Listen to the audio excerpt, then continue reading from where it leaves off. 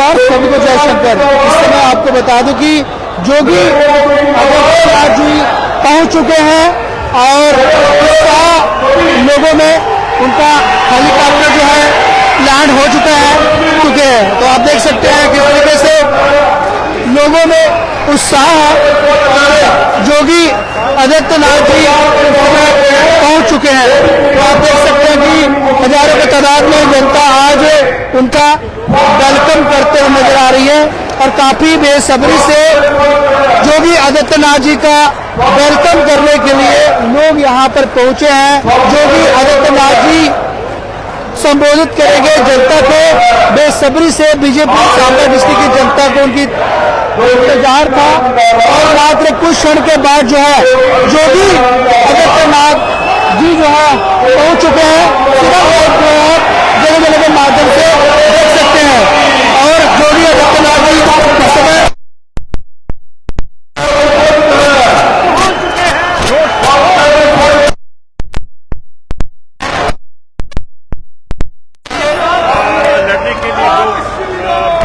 आपको बता दूं कि बीजेपुर विधानसभा से योगी आदित्यनाथ जी पहुंच चुके हैं, लोगों को हाथ हिलाते हुए नजर आ रहे हैं। वीडियो को शेयर करें और आप देख सकते हैं योगी आदित्यनाथ जी पहुंच चुके हैं और वेलकम आज पूरे भारत की जनता, जम्मू कश्मीर की जनता, सांबा डिस्ट्रिक्ट की जनता नजर आ रही है। आप वीडियो को शेयर करें और इस योगी आदित्यनाथ वेलकम इस समय करते हुए जनता नजर आ रही है और बेसब्री से इंतजार था जनता का, जिस तरीके से योगी आदित्यनाथ जी को देखने के लिए इस तरीके से लोग जो है बेसब्री से जो है इंतजार कर रहे थे और आखिर योगी आदित्यनाथ जी पहुंच चुके हैं और उत्साह लोगों में योगी आदित्यनाथ जी को सुनने के लिए साथ में पूर्व मंत्री चंद्रप्रकाश गंगा जी और हजारों के हिसाब से जनता आपको नजर आ रही है। जिस तरीके से आप देख रहे हैं लोग जो है उनका वेलकम करते तरीके से लोगों में उत्साह है योगी आदित्यनाथ जी को देखने के लिए और चारों ओर से आपको योगी आदित्यनाथ जी को देखने के लिए जनता किस तरीके से बेसब्री से इंतजार कर रही थी और पूरा स्टेडियम को इस समय आप देखने के माध्यम से देख रहे हैं जहां पर योगी आदित्यनाथ जी को देखने के लिए किस तरीके से बेसब्री से रही थी।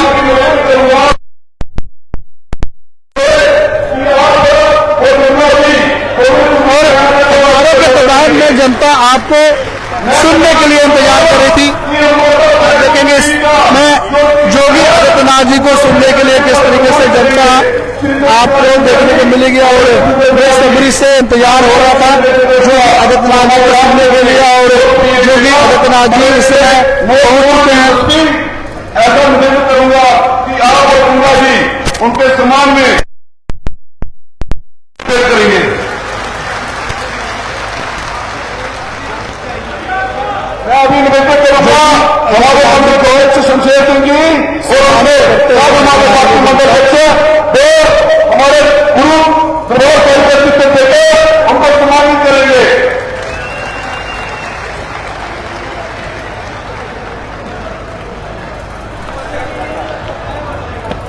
मैं अभी निवेदन करूंगा हमारे रामगढ़ के प्रत्याशी डॉक्टर देवेंद्र कुमार मुनियाल जी से निवेदन करूंगा कि वो अपनी 2 मिनट की बात जो है वो सबके सामने रखेंगे। ऐसे हमारे डॉक्टर देवेंद्र कुमार मुनियाल जी। बोले भारत माता की, भारत माता की, भारत माता की, भारतीय जनता पार्टी, भारतीय जनता पार्टी।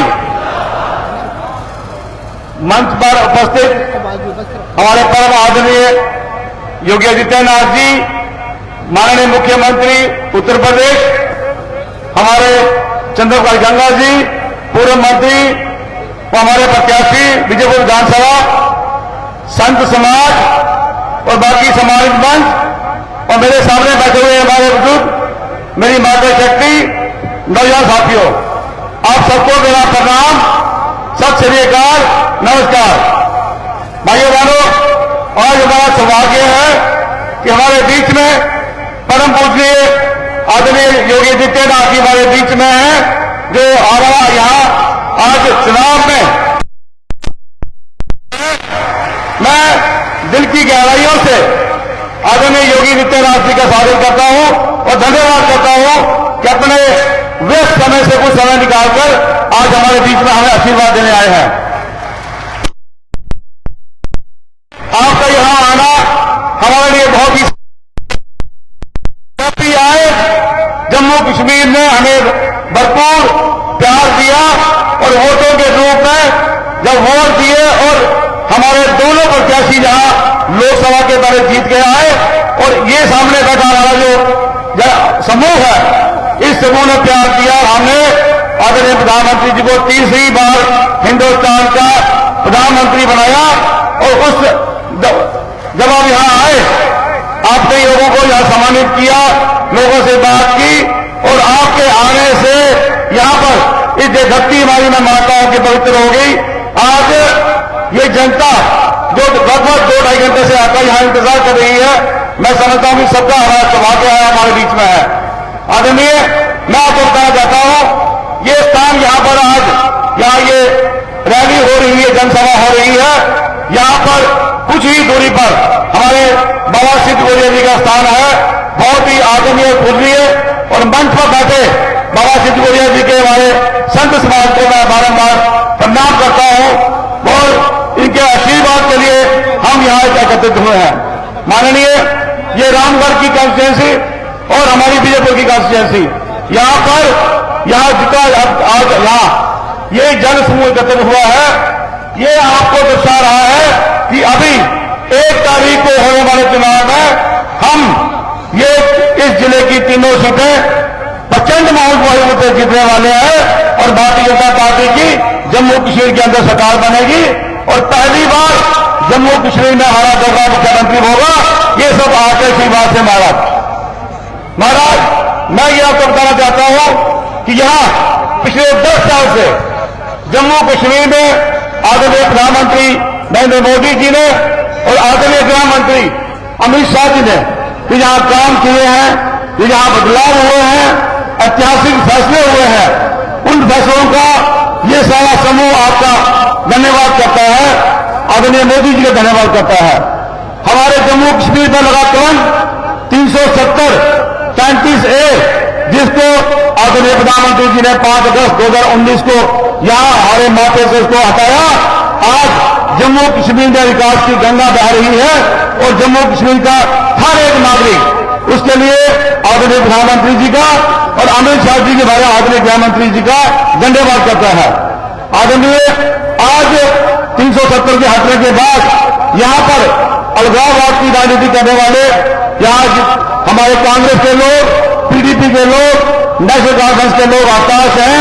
मैं आपको बताना चाहूंगा, यहां पर उनकी जमीन खिसक गई है और आज जब कश्मीर के अंदर पहले चरण में चुनाव हुए, हमें कहते हुए बड़ा हर्ष होता है कि लगभग 40% सीटों पर भारतीय जनता पार्टी के प्रत्याशी और भाजपा के सपोर्टेड जो प्रत्याशी थे वो लीड कर रहे हैं और इस बार कश्मीर के अंदर भी ये कमल खिलेगा, ये मैं आपको विश्वास दिलाना चाहता हूं।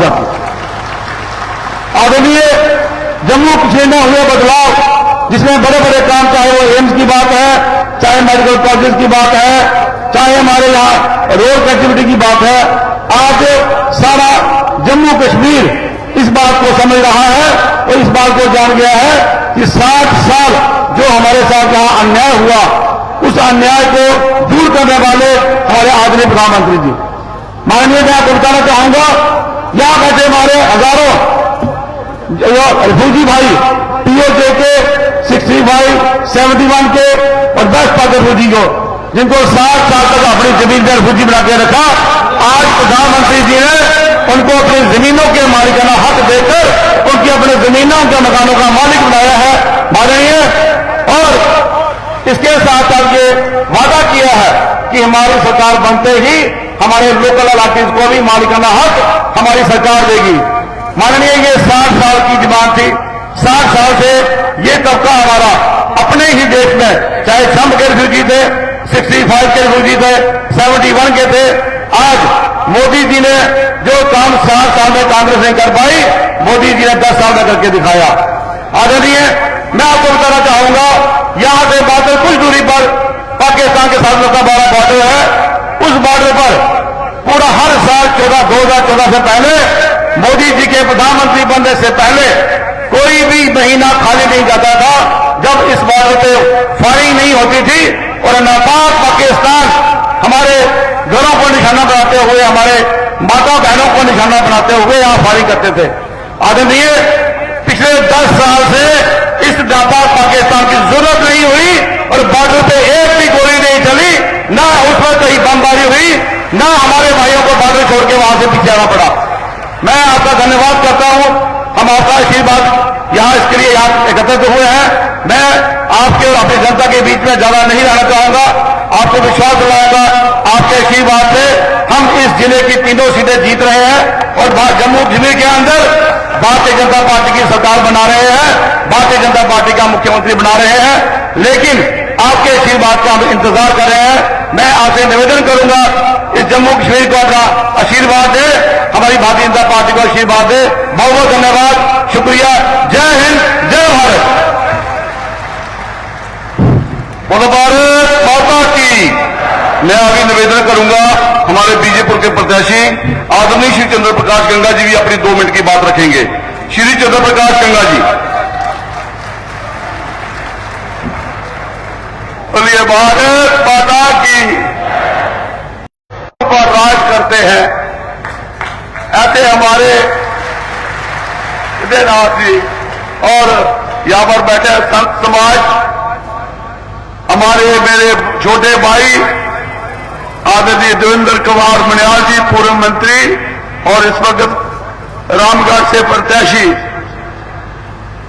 मैं जोगी जी के बीच में और ज्यादा नहीं रहूंगा। मैं सिर्फ एक बात कहूंगा, आज आपका आशीर्वाद लेने के लिए हम यहां पर आए हैं और ये जंग जो है, ये देशभक्तों की और देशद्रोहियों के बीच की जंग है।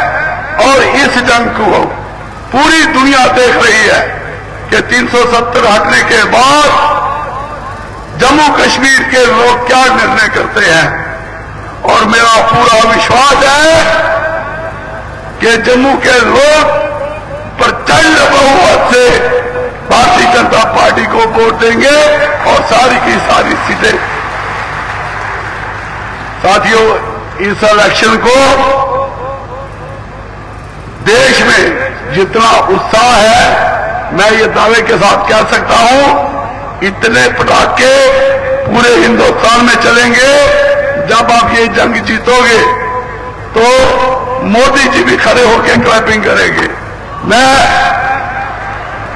आप सबसे यही अपील करता हूं कि 1 तारीख को कमल का बटन दबाकर सांबा की तीनों सीटें, जिनमें विजयपुर, रामगढ़ और सांबा, और ये इतिहास बनना चाहिए कि तीनों के तीनों सीटें जो है प्रचंड बहुमत से जीती है।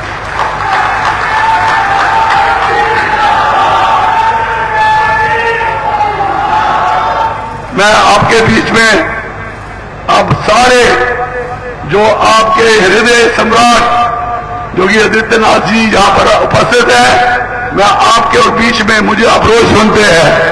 मैं ज्यादा नहीं बोल के अपनी बात को यही विराम दूंगा और यही उम्मीद करता हूं कि आप अपना आशीर्वाद देंगे। और मैं आपको ये वादा करता हूं, जो आप भारतीय जनता पार्टी पर विश्वास करते हैं वो विश्वास कभी नहीं टूटने देंगे। मर जाएंगे, मिट जाएंगे देश के लिए। मैं इन्हीं शब्दों से आपकी वाणी को विराम देता हूं। आप सबका बहुत बहुत धन्यवाद। बोलो भारत माता की, भारतीय जनता पार्टी। अभी हमारे बीच में हमारे स्वाखा बाबा सिद्ध गोरिया की गद्दी से हमारे प्रमुख, हमारे जो महात्मा बाबा भोलानाथ जी हमारे बीच में है। एक बार जोरदार तालियों से इनका स्वागत करें और हमें आशीर्वाद देने के लिए जो यहाँ पर आए, इनका हार्दिक स्वागत और अभिनंदन। अभी जिनको सुनने के लिए आप बेताब है, और मैं बाबा भोलानाथ जी से और हमारे संत आए हैं, बाबा सिद्ध गोरियानाथ जी का चित्र देख कर हमारे जोगी आदित्यनाथ जी जो हमारे मुख्यमंत्री हैं, उनका हार्दिक स्वागत, मैं अभिनंदन। मैं अभी निवेदन करूंगा हमारे भारतीय जनता पार्टी के वरिष्ठ नेता और उत्तर प्रदेश के यशस्वी मुख्यमंत्री, हम सबके आदरणीय, हम सबके लोकप्रिय नेता, हम सबके दिलों की धड़कन, मैं उनसे निवेदन करूंगा कि आप मंच पर आए और सभी कार्यकर्ताओं को संबोधित करें। श्री योगी आदित्यनाथ जी की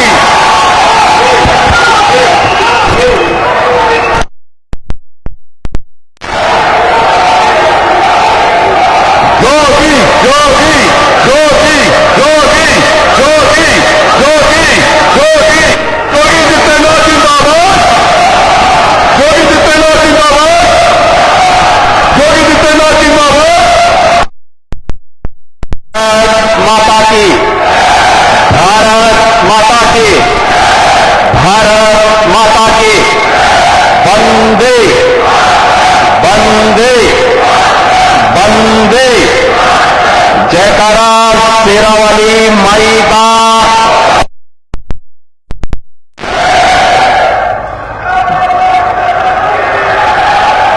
बाबा परिक्रम, बाबा सिद्ध गौरैया की इस पूर्ण धरा को कोटि कोटि नमन करते हुए मैं आज जम्मू क्षेत्र के रामगढ़ में आयोजित इस सभा में आप सभी मतदाता बहनों और भाइयों का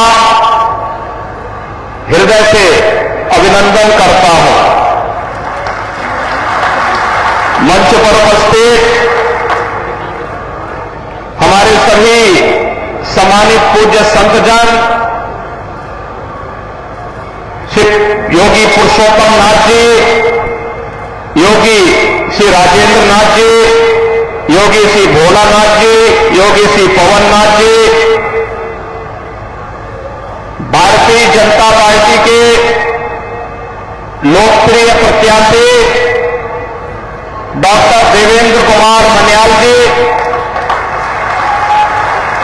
विजयपुर से भारतीय जनता पार्टी के लोकप्रिय प्रत्याशी श्री चंद्र प्रकाश गंगा जी,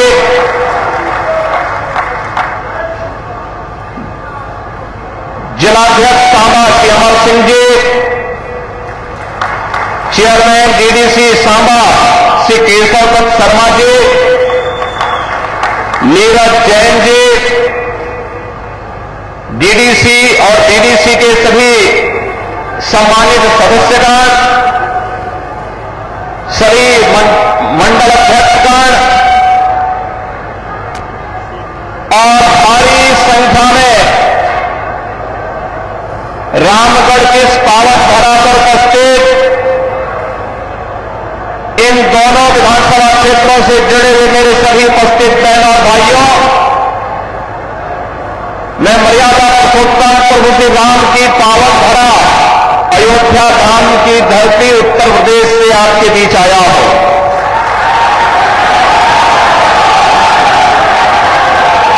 और कितना अच्छा संजोग है, अयोध्या धाम में प्रभु राम पैदा हुए और राम के नाम पे रामगढ़ जम्मू के अंदर बना है। बहनों और भाइयों,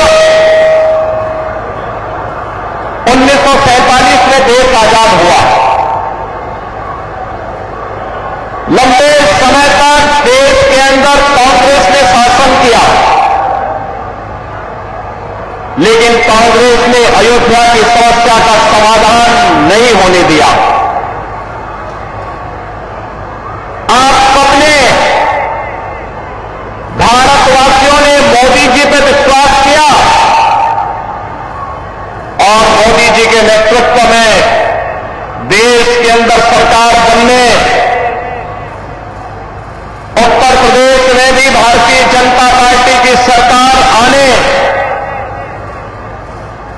के तुरंत बाद 500 वर्षों की समस्या ऐसे समाधान हुई जैसे कि वो समस्या ही नहीं थी। आज तो अयोध्या में 5 सदी के बाद फिर से अयोध्या में रामलला विराजमान हो चुके हैं, भव्य राम मंदिर का निर्माण हो चुका है। बहनों भाइयों, कांग्रेस का नाम ही समस्या है और भारतीय जनता पार्टी का समाधान है। जो समस्या है उसके लिए बहाना चाहिए। कांग्रेस हमेशा बहाना बना करके देश की जनता को बेवकूफ बनाती रही है और यही कारण है देश में आतंकवाद की समस्या हो, उग्रवाद की समस्या हो, नक्सलवाद की समस्या हो, जातिवाद की समस्या हो, क्षेत्रवाद की हो, भाषावाद की हो, एक जितना भी विभाजन की बीज है, ये सभी इस बेल को बोने का कार्य, उसको फलित और पोषित करने का कार्य कांग्रेस ने देश के अंदर आजाद भारत में किया। हिंदुओं को कमजोर करने का पाप किया और इनके पाप का परिणाम है यह आतंकवाद। कांग्रेस की सरकार जब केंद्र में थी और जम्मू कश्मीर में उसके साथ सहयोगी दलों की सरकारें चल रही थी, तब पत्थरबाजी की घटना होती थी। धड़ल्ले से यहां पर किस तरह की घटनाएं होती थी किसी से छुपा हुआ नहीं है। पिछले कई वर्षों से मोदी जी के आने के बाद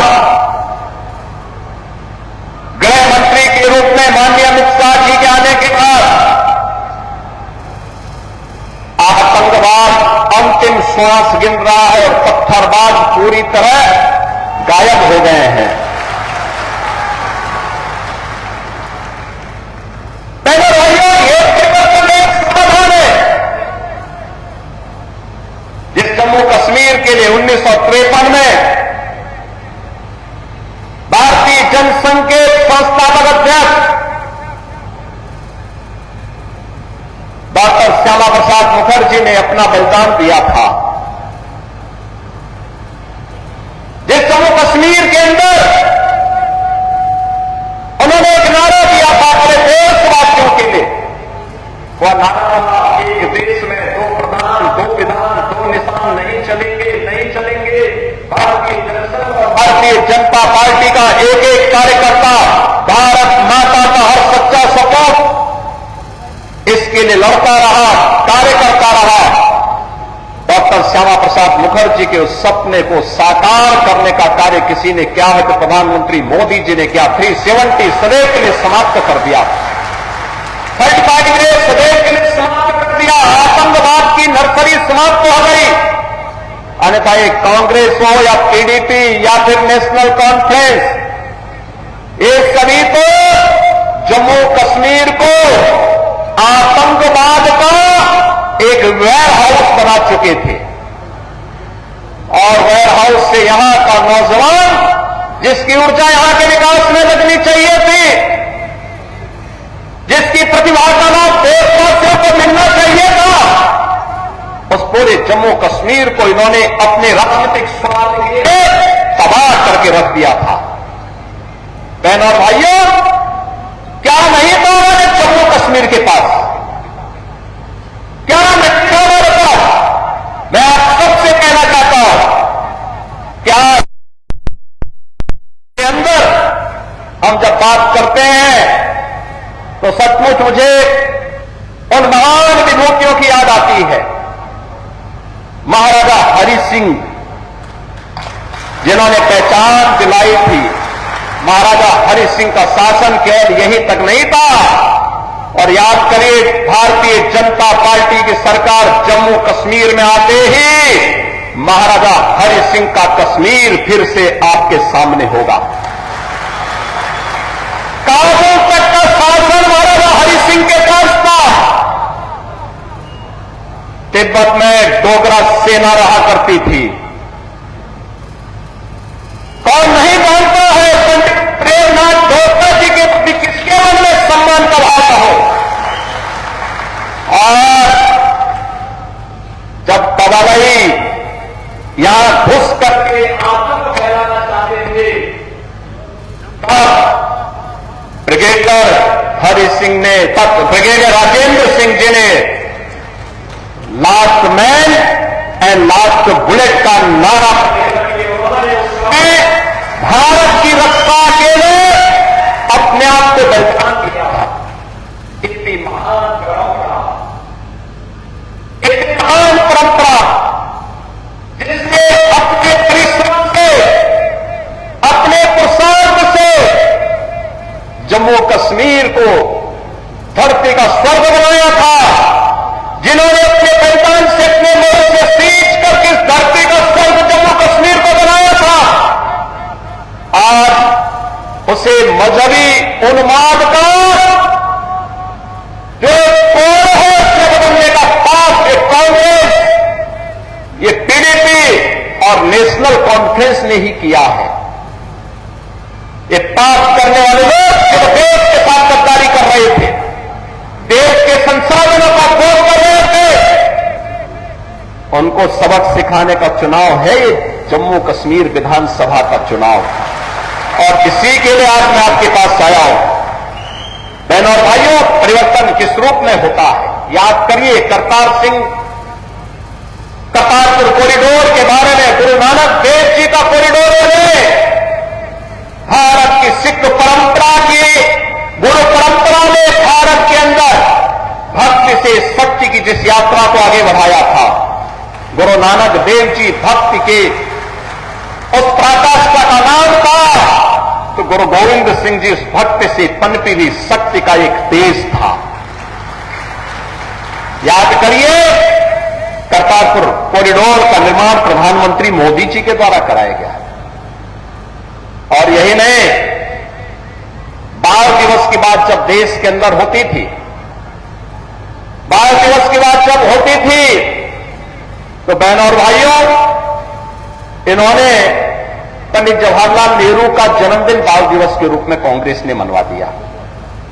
मुझे बताओ, अरे बाल दिवस के रूप में नाम आना चाहिए ना उन लोगों का। गुरु गोविंद सिंह जी से, गुरु गोविंद सिंह जी के 4-4 साहबजादा ने, जिन्होंने सनातन धर्म के लिए, भारत की सुरक्षा के लिए, भारत को विदेशी आक्रांता से मुक्त करने के लिए, गुलामी की बेड़ियों को तोड़ने के लिए जिन्होंने अपना बलिदान किया था, बाद में उनकी स्मृति में मनाया जाना चाहिए था। कांग्रेस के सभी ध्यान रखा, लेकिन मोदी जी ने बाल दिवस की तिथि तय करके पूरे देश के अंदर 4-4 साहबजादों की स्मृति को जीवंत बनाने का काम किया। हम लोगों ने उत्तर प्रदेश में 2020 में बाल दिवस के कार्यक्रम को पूरे उत्साह के साथ करना प्रारंभ किया। उत्तर प्रदेश मुख्यमंत्री आवास में एक आयोजन होता है, और वह आयोजन बाल दिवस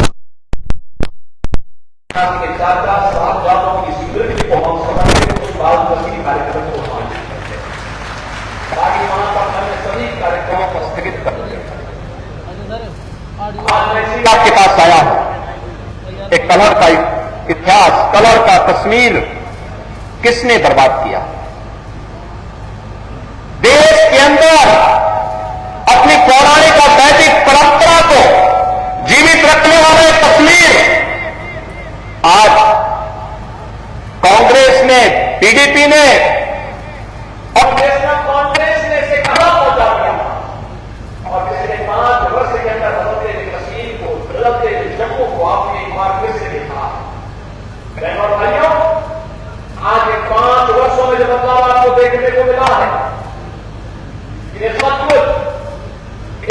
भारत का निकास है जो आज टूरिज्म स्टेट में होकर टूरिज्म का एक बेहतरीन डेस्टिनेशन के रूप में देश और दुनिया को अपनी ओर आकर्षित करता है। याद करते उनके समय में भारत के आन बान और शान के तिरंगा को फहराने के लिए हमें धार बनानी पड़ती थी कांग्रेस के समय में या पीडीपी या फिर नेशनल कॉन्फ्रेंस के समय में। लेकिन आज जम्मू कश्मीर के अंदर G20 के समिट होते हैं, दुनिया आकर के देखती है जम्मू कश्मीर के अंदर की टूरिज्म के डेस्टिनेशन के साथ साथ एक अंतर्राष्ट्रीय स्तर का समिट यहां पर पूरी दुनिया को अपनी ओर आकर्षित करता है। बहनों और भाइयों, एक लंबी परंपरा अमरनाथ की यात्रा इस बार हम देख रहे थे। पहले धमकी आती थी कि अमरनाथ की यात्रा नहीं होने देंगे, पहले धमकी आती थी उनके समय में और वे लोग सहम जाते थे। और अब तो पूरा देश और पूरी दुनिया बाबा बर्फानी के दर्शन करने के लिए अमरनाथ की यात्रा में आता है। धूम धड़ाके के साथ आता है, धूम धड़ाके के साथ जम्मू कश्मीर की सुगंध को लेकर के पूरी दुनिया के अंदर पहुंचाने का काम करता है। माता वैष्णो देवी का दर्शन करने के लिए पूरा भारत आता है, पूरी दुनिया के सनातन हिंदू धर्मावलंबी आते हैं, पूरी श्रद्धा भाव के साथ यहां आते हैं। एक कांग्रेस के लोग, एक नेशनल कॉन्फ्रेंस और एक पीडीपी के लोग, ये राजनीतिक पार्टी नहीं बल्कि प्राइवेट लिमिटेड कंपनियां हैं। प्राइवेट लिमिटेड कंपनियां निवेश करें और उसके माध्यम से उसको धंधे चलाएं तो ठीक बात है, लेकिन राजनीति में प्राइवेट लिमिटेड कंपनियां बंद होनी चाहिए, क्योंकि ये राजसत्ता को अपनी बबौती मान करके आम जनता का शोषण करते हैं। और यही तो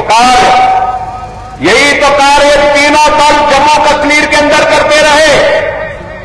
इन्होंने यहां दलितों को आरक्षण नहीं देने दिया, इन्होंने यहां पकड़वालों को आरक्षण नहीं देने दिया, इन्होंने यहां पहाड़ियों को आरक्षण नहीं देने दिया, इन्होंने यहां पर मुख्य धारा के साथ यहां से जुड़ी हुई जातियों को जोड़ने के लिए कोई सार्थक प्रयास नहीं किया, बल्कि 1947 में पाकिस्तान से जो लोग जिनकी संपत्ति वहां छीन ली गई थी, जो लोग भारत के अंदर आए थे, इनको भी उन्होंने नागरिकता नहीं देने दी। और जब मोदी जी ने और अमित शाह जी ने जब इसके लिए कदम उठाया, सिटीजनशिप अमेंडमेंट एक्ट बना करके उसको प्रभावी ढंग से लागू किया, तो उसका विरोध ये सभी दल करते हुए दिखाई दे रहे थे। बहनों और भाइयों, 1990 के दशक कांग्रेस के पाप, नेशनल कॉन्फ्रेंस और पीडीपी के पाप की पराकाष्ठा को भी हमने देखा है, पूरी दुनिया ने देखा है कैसे कश्मीरी पंडितों के साथ बर्बर अत्याचार हुए थे। मानवता का इतना विभत्स तौर उस समय हुआ था। उनके प्रति सहानुभूति व्यक्त करने की बजाय उन दहशतगर्दियों के साथ ये सभी दल खड़े हुए थे। केवल भारतीय जनता पार्टी उस समय उन पीड़ित कश्मीरी पंडितों के साथ खड़ी थी। और मैं आज फिर आपसे कहने के लिए आया हूं, भारतीय जनता पार्टी समाधान का नाम है। जो भारतीय जनता पार्टी कहती है वो करके दिखाती है, और भारतीय जनता पार्टी ने मोदी जी के नेतृत्व में जो कहा सो करके दिखाया है। आज जम्मू कश्मीर में टूरिज्म का बेहतरीन डेस्टिनेशन है, आज बेहतरीन कनेक्टिविटी है, आज यहां पे वर्ल्ड क्लास इंस्टीट्यूशन स्थापित हो रहे हैं। कहीं एम्स है, कहीं आईआईटी है, कहीं आईआईएम है, कहीं सेंट्रल यूनिवर्सिटी है। और यहां पे इन्वेस्टमेंट के लिए भी एक नई धरातल के रूप में, एक नई धरती के रूप में जम्मू कश्मीर यहां के रोजगार के साथ, स्वतः रोजगार के साथ जोड़ते हुए अब तो बिना भेदभाव के शासन की योजना का लाभ भी जम्मू कश्मीर के अंदर मिल रहा है। आप अनुमान करिए, लगभग 3.25 लाख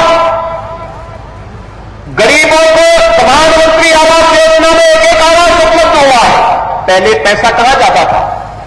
ये तीनों परिवार चट कर जाते थे, और फिर इसीलिए तो इनके साल भर में 8 महीने इनके इंग्लैंड में व्यतीत होते थे, यूरोप में बोलते थे लोग। जम्मू कश्मीर की जनता तबाह होती थी, अभाव में ग्रसित थी, और ये लोग यहां के पैसे को लूट करके ऐसे आराम की जिंदगी यूरोप में और इंग्लैंड के अंदर व्यतीत करते थे।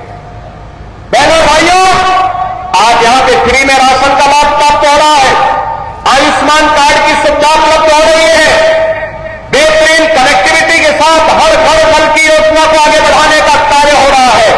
यहां पर जो अनेक कार्यक्रम हुए हैं, ये सभी आज नए जम्मू कश्मीर की स्थिति को आप सबके सामने प्रस्तुत करती है। और इसलिए बहनों और भाइयों, जब हम जम्मू कश्मीर की विधानसभा चुनाव की दृष्टि आज यहां पर एकत्र हुए हैं, यहां पे 2 चरणों के चुनाव संपन्न हो चुके हैं, मैं आप सबसे इसी बारे में कहना चाहता हूं। याद रखना, जम्मू कश्मीर यहां पर चुनाव के माध्यम से दुनिया के अंदर जो संदेश गया है, जो लोग कभी राहुल गांधी के रूप में, कभी किसी अन्य रूप में जम्मू कश्मीर के बारे में, भारत के बारे में दुनिया के अंदर कुछ प्रचार करते थे, उसका जवाब जम्मू कश्मीर विधानसभा का चुनाव दे रहा है। भारी संख्या में मतदाताओं का मतदान के लिए उमड़ना चुनाव के प्रति उनके रुझान को दिखाता है कि उन्होंने परिवारवादी राजनीति को, विभाजनकारी राजनीति को तिलांजलि दी है, और वे आज जम्मू कश्मीर के अंदर एक लोकतांत्रिक सरकार चाहते हैं, और लोकतांत्रिक सरकार के माध्यम से विकास की मुख्य धारा के साथ जुड़ करके एक भारत श्रेष्ठ भारत की सजग प्रहरी के रूप में काम करना चाहते हैं। बहनों भाइयों, शांतिपूर्ण तरीके से चुनाव और भारतीय जनता पार्टी की यहां पर वापसी, याद रखना, पाक अधिकृत कश्मीर भी फिर कश्मीर का ही पार्ट होने वाला है, जम्मू कश्मीर का ही भाग होने वाला है। और यही तो हलचल है पाकिस्तान में। वे अपने लोकतंत्र को बचा नहीं पाए, उनको अपने लोकतंत्र को बचाने के लिए मशक्कत करनी पड़ रही है, और मशक्कत करते करते आज पाकिस्तान इस स्थिति में पहुंच गया है कि वहां पे 1 किलो आटा के लिए भी लाले पड़ रहे हैं। आप देख रहे होंगे, भारत में 80 करोड़ लोगों को फ्री में राशन की सुविधा का लाभ दे रहा है, 60 करोड़ लोगों को 5 लाख रुपए हर वर्ष स्वास्थ्य बीमा का कवर देता है। जीवन ज्योति बीमा योजना हो या जीवन सुरक्षा बीमा योजना, 12 करोड़ किसानों को किसान सम्मान निधि का लाभ दे रहा है, 10 करोड़ गरीबों के घर में शौचालय का निर्माण कर दिया है, 10 करोड़ गरीबों को उज्ज्वला योजना का फ्री का सिलेंडर उपलब्ध करवा चुका है। एक तरफ भारत है और दूसरी तरफ पाकिस्तान है, रोटी के लाले पड़ रहे हैं। स्वाभाविक रूप से भिखमंगा पाकिस्तान आज अपने आप को नहीं संभाल पा रहा है। कहीं पर पाक अधिकृत कश्मीर उससे अलग होने की आवाज उठा रहा है, तो कह रहा है कि हमें भी तो अधिकार था जम्मू कश्मीर के चुनाव में भाग लेने का, और जम्मू कश्मीर के चुनाव के साथ पाक अधिकृत कश्मीर में भी, मुर्शिदाबाद में भी अगर चुनाव होता ना तो और अच्छा संदेश जाता, लेकिन संदेश आपको देना है इस चुनाव के माध्यम से। दूसरी तरफ बलूचिस्तान अलग से कह रहा है, वो कह रहा है कि पाकिस्तान से हमारी केमिस्ट्री तो मिलती ही नहीं है,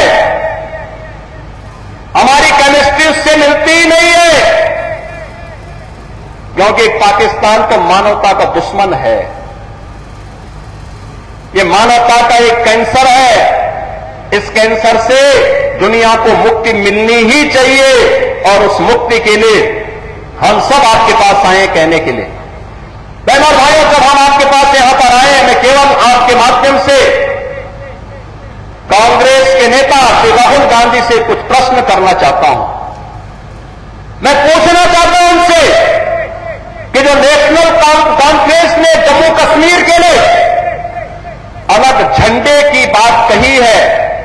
वह उसका समर्थन करते हैं? क्या राहुल गांधी 370 और 35A को वापस ला करके जम्मू कश्मीर को फिर से अशांत और आतंकवाद के युग में धकेलने की नेशनल कॉन्फ्रेंस की मांग का समर्थन करता है? क्या कांग्रेस कश्मीर के युवाओं की कीमत पर पाकिस्तान के साथ वार्ता करके फिर से अलगाववाद को बढ़ावा देने का समर्थन करती है? क्या कांग्रेस पार्टी पाकिस्तान के साथ एलओसी ट्रेड शुरू करने के नेशनल कॉन्फ्रेंस के निर्णय से फिर से बॉर्डर पार से आतंकवाद का पोषण करने का समर्थन करती है?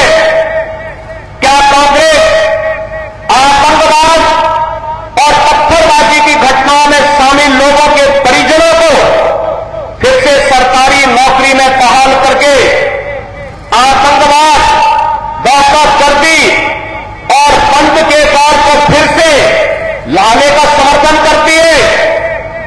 क्या कांग्रेस नेशनल कॉन्फ्रेंस के साथ अपने आरक्षण विरोधी चेहरे को फिर से सामने लाने का प्रयास नहीं कर रही है? और क्या जो यहां पर प्रधानमंत्री मोदी जी ने दलितों को, गुर्जरों को, बकरवालों को, पहाड़ियों को आरक्षण की सुविधा प्रदान की है, क्या नेशनल कॉन्फ्रेंस के द्वारा ये समाप्त करने की घोषणा का क्या वह समर्थन करती है? क्या कांग्रेस चाहती है कि शंकराचार्य पर्वत, तख्त सुलेमान और हरिपर्वत को ये मारन के नाम से जाने जाए? क्या कांग्रेस जम्मू कश्मीर की अर्थव्यवस्था को एक बार फिर से भ्रष्टाचार की आग में झोंककर पाकिस्तान समर्थित गिने चुने परिवारों के हाथों में सौंपने का समर्थन करती है?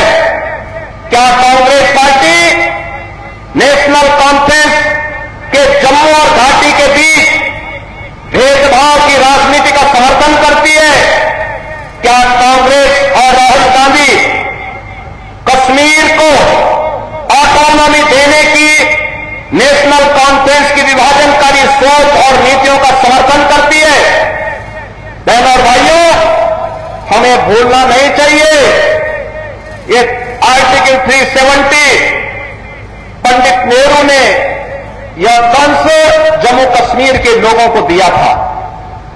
घाटी में कश्मीरी पंडितों का पलायन कांग्रेस और नेहरू की वजह से हुआ। देश की आजादी के बाद बहनों और भाइयों, जब देश के सभी राज्य विकास की मुख्य धारा के साथ जुड़ चुके हैं, तब जम्मू कश्मीर के अंदर विकास की धारा से यहां की जनता जनार्दन को क्यों वंचित रखा गया?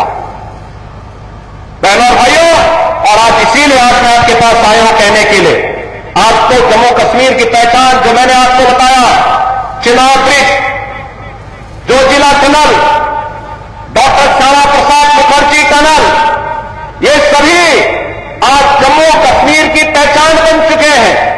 ये जम्मू कश्मीर को एक नई पहचान दिला रहे हैं।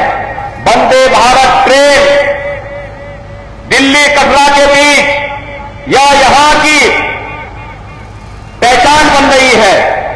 और जम्मू कश्मीर के अंदर आज जिस प्रकार की एक नई स्थिति पैदा हुई है, मैंने अपने भाषण के शुरुआती दौर में कहा कि बहनों और भाइयों, मैं मर्यादा पुरुषोत्तम प्रभु श्री राम की पावन धरा उत्तर प्रदेश की धरती से यहां पे आया हूं। अयोध्या में रामलला का भव्य मंदिर बना, 5 सदी के बाद रामलला का विराजमान हुआ। कारण था बीजेपी के कारण, मोदी जी के कारण। और याद रखना, अयोध्या का इंटरनेशनल एयरपोर्ट का नामकरण भी महर्षि वाल्मीकि के कारण, वाल्मीकि के नाम पर हुआ है। ये भारतीय जनता पार्टी है। आज अयोध्या धाम में आप जाएंगे, आपको 4 लेन की कनेक्टिविटी मिलेगी, बेहतरीन सुविधाएं मिलेंगी, रेलवे की, सड़क की, एयर कनेक्टिविटी की। ये विकास, सुरक्षा, रोजगार, ये केवल और केवल भारतीय जनता पार्टी दे सकती है। जम्मू कश्मीर आज इन आकांक्षाओं को लेकर के आगे बढ़े और इन आकांक्षाओं का प्रतीक देश के अंदर केवल मोदी जी हैं, केवल भारतीय जनता पार्टी है, केवल भारतीय जनता पार्टी है। और भारतीय जनता पार्टी के विकास, सुरक्षा और सम्मान के इस अभियान को आगे बढ़ाने के लिए जम्मू कश्मीर को अब चूकना नहीं चाहिए। और इसीलिए मैं आज आपके पास आया हूं, आप सबसे आप सबका आह्वान करने के लिए। 2 चरणों के चुनाव संपन्न हुए, अब आगे चुनाव में आपको भागीदार बनना है। भारतीय जनता पार्टी ने रामगढ़ से डॉक्टर देवेंद्र कुमार मन्याल को, विजयपुर से श्री चंद्र प्रकाश गंगा जी को और सामा से श्री सुरजीत सिंह जी को अपना प्रत्याशी बना करके आपके बीच में उतारा है। मेरी आप सबसे विनम्र अपील होगी, भारतीय जनता पार्टी के हर प्रत्याशी को कमल चुनाव चिन्ह पर भारी बहुमत से विजयी बना करके महाराजा हरि सिंह जी का, पंडित प्रेमनाथ डोगरा जी का, ब्रिगेडियर राजेंद्र सिंह जी के सपने का कश्मीर फिर से बनाने में आप अपना योगदान देंगे। इस विश्वास के साथ मैं एक बार फिर से यहां की पावन धरा को कोटि कोटि नमन करता हूं।